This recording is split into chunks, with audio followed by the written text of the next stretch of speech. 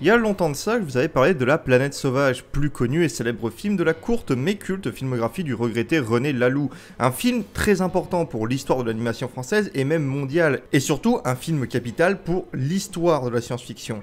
Mais je me suis dit qu'il serait aussi intéressant de parler du moins connu de sa filmographie, de se plonger de nouveau dans une SF que l'on a malheureusement oublié, un style de SF extrêmement unique, un style de SF ancré dans son temps, que ce soit dans ses visuels ou ses thématiques, et un style de SF que personnellement j'adore énormément. Donc c'est pour ça qu'aujourd'hui on va parler des Maîtres du Temps.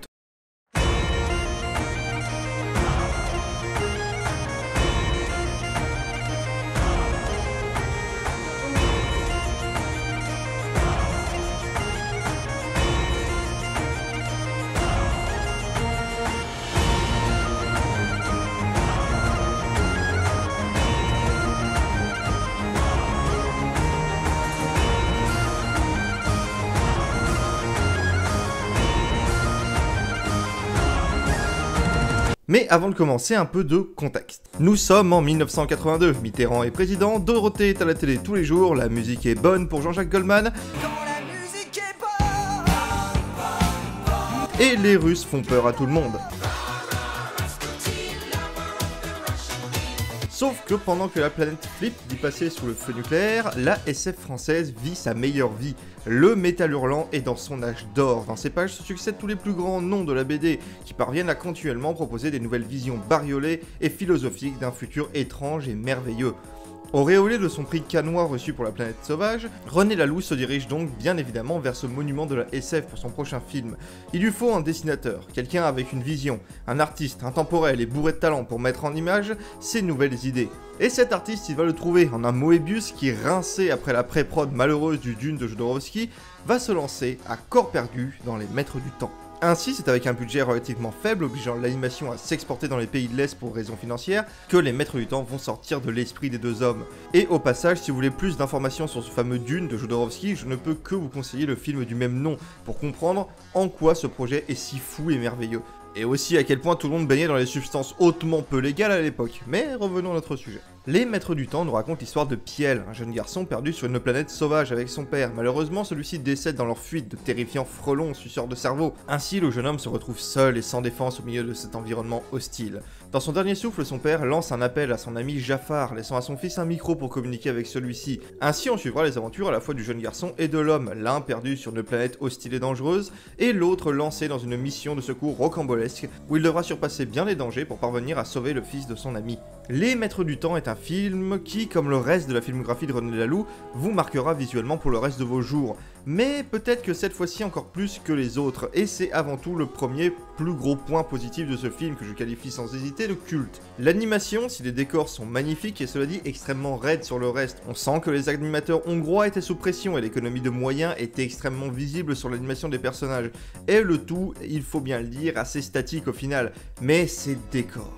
Juste ces décors, ces dessins, nom de Dieu. Les décors sont ou très fournis et colorés, ou beaucoup plus simples et unis mais dégageant une vraie poésie. Que ce soit dans ce simple plan de vaisseau traversant le vide de l'espace vers ce qui semble être un trou noir, ou cette habitation émergeant des flots sous un soleil couchant comme seul abri dans cet univers hostile. On sent la patte de Moebius dans absolument toutes les frames, et même dans certains plans qui rappellent beaucoup ceux de Lincal. Tout comme dans ses designs par exemple. Difficile en effet de ne pas retrouver les techno-adeptes de Lincal dans les nazis de l'espace de la Réforme, qui viendront à un moment stopper nos héros, tout comme les vaisseaux qui rappellent beaucoup ceux des précédentes œuvres de Moebius, sans parler des gentilles créatures de la forêt qui rappelleront beaucoup dans leur simplicité l'oiseau de John D. Fool. Le scénario en lui-même est tout de même plutôt simple, mais dispose de ses subtilités. Il est clairement divisé en deux. Tout d'abord, la survie de l'enfant sur la planète hostile qui prend forme d'un conte un peu sombre, où le jeune garçon, guidé par les voix sortant du micro qu'il prend pour un jouet, va se mettre souvent en danger par sa propre innocence, bien que parfois guidé par les paroles maléfiques du vilain. Cette partie, bien que clairement moins palpitante que le reste de l'aventure, a son intérêt, dans le sens qu'elle sert déjà de point de départ, tout comme de fil rouge pour le spectateur. Elle sert surtout également à lier d'une manière très intéressante le groupe du vaisseau, qui vont tour à tour s'occuper du jeune homme, notamment par le biais de chansons, parfois étranges, parfois un peu trop lyriques, mais toujours agréables.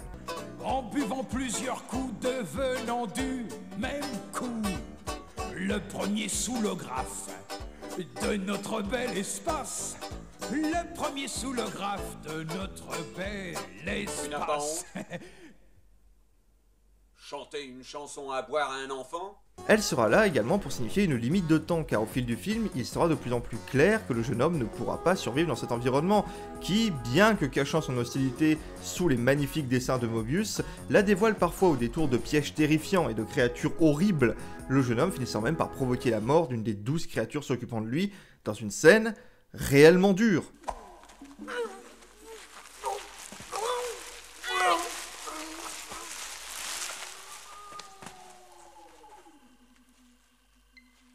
Mais le pan principal du film reste tout de même le voyage de Jafar et de ses compagnons à la rescousse du jeune homme. Accompagné d'un prince pédant et d'une princesse au cœur tendre, il va récupérer un vieil excentrique, ami de longue date et personnage clairement le plus attachant du film pour le guider vers Piel. C'est sur leur chemin que le film va étaler ses principales péripéties et thématiques. C'est là qu'on peut noter que le film est également un produit de son temps. Ainsi, et ça fait mal pour le coco au fond de mes tripes, mais on retrouve par exemple une planète illustrant la peur du communisme, inhérente à l'époque, avec ce monde désert peuplé d'anges sans visage, effaçant l'individualité pour l'unité que nos héros devront défaire pour continuer leur voyage.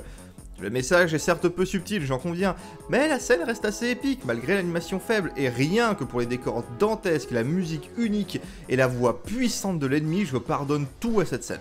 Dans quelques instants, ces malheureux individus vont perdre leur individualité.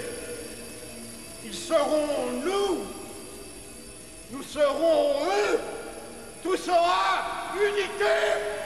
On note tout de même au travers du film un certain message général de défiance face à l'autorité, les héros se dressant tout de même à la fois contre la vilaine planète communiste, mais également contre ce qui semble être un pouvoir central tyrannique et fasciste, autoritaire, personnifié par les vilains de la Réforme, dont il aidera les pirates à les défaire. Le prince également est présenté comme une figure d'autorité maléfique, et en cela nous donne un méchant simple mais efficace. En plus d'avoir une vraie tête de méchant, c'est un salaud qui veut abandonner Piel et se barrer avec l'argent public. Une grande tradition française, visiblement. Le film est en soi par contre assez court, faisant à peine plus d'1 heure, et n'avait d'ailleurs pas vraiment rencontré un succès de dingue en salle.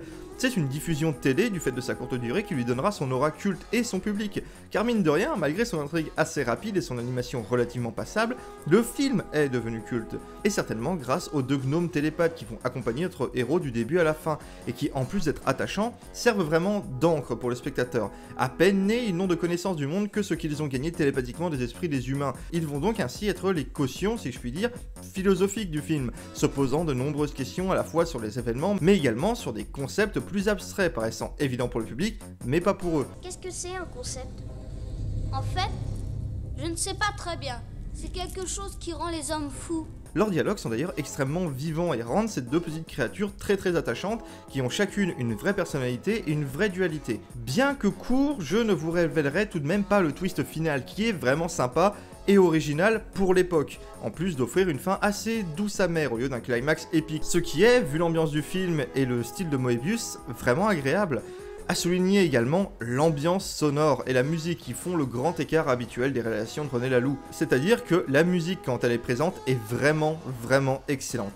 Mais elle est rare, et encore plus rare et discrète est l'ambiance sonore, nous donnant globalement un film auditivement plus agréable que La Plaine Sauvage par exemple, notamment car il dispose de plusieurs chansons comme je vous ai dit, et que de manière générale il a un habillage sonore plus généreux.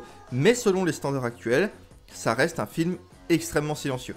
Ce qui est vraiment un des plus gros défauts de ces vieux films de SF de René Laloux, ce sont des films qui sont aujourd'hui plutôt difficiles à voir, car ils sont extrêmement silencieux et paraissent très vite très austères. Et en plus de cela, eh bien, il faut bien le dire, le film possède un gros défaut dans sa narration, à savoir son univers, dans le sens que tout cela a l'air extrêmement vaste. Sans rire, c'est dingue le nombre de concepts et d'entités que le film te balance au visage sans jamais te les expliquer. Nous n'avons aucun contexte que ce soit et on subit l'univers au lieu de le découvrir. Encore, le film se serait concentré sur la recherche du jeune homme sans contexte sur l'univers. Mais là, pour reprendre la comparaison avec Moebius, c'est un peu comme si on te balançait au milieu de l'univers de l'Incal, que vos personnages croisent toutes les factions importantes sans jamais expliquer quoi que ce soit. Et d'ailleurs, c'est également un défaut plus général de Moebius, qui même dans l'Incal le fait beaucoup, te présenter un univers totalement gigantesque et des dizaines de factions sans présenter la moitié d'entre elles. Donc en fait, c'est peut-être pas si étonnant que ça qu'on se retrouve un peu perdu dans un univers immense, c'est un peu le gros défaut de Moebius. Et ce manque d'exposition est fini par devenir vraiment intense, quand la seule qui nous sera donnée sera durant les dernières 10 minutes du film. Ce qui au passage me fait dire que le titre du film est d'ailleurs vraiment étrange, vu que les fameux maîtres du temps sont présents durant la narration à tout casser 2 minutes lors de la conclusion du film, et encore je suis généreux. Au final, Les Maîtres du Temps, c'est une merveille d'animation, qui est clairement une œuvre majeure de son temps. Je dirais même que je la préfère à La Planète Sauvage, pour son côté plus grand public et plus humain, tout comme son ambiance sonore plus présente, et bien évidemment ses designs qui font très plaisir aux grands fans de Moebius que je suis. Malgré son austérité, vous aurez compris que c'est un film que je conseille énormément. Déjà car objectivement, c'est un bon film, mais car aussi c'est un film important pour l'histoire même de l'animation, et en particulier de l'animation française. Visionnable par tous les âges, même si le côté austère rebutera les plus jeunes, je ne peux que vous le conseiller car ce serait vraiment dommage que ce film reste dans un oubli qu'il ne mérite clairement pas. Et je vous invite également à découvrir à la fois les œuvres de Moebius et la SF de l'époque de Métal Hurlant. Vous allez y découvrir des concepts qu'on a énormément oubliés et surtout une vision de la SF beaucoup plus claire et généreuse que ce que l'on peut voir aujourd'hui. Et c'est avec ces conseils que je vous dis à bientôt et salut.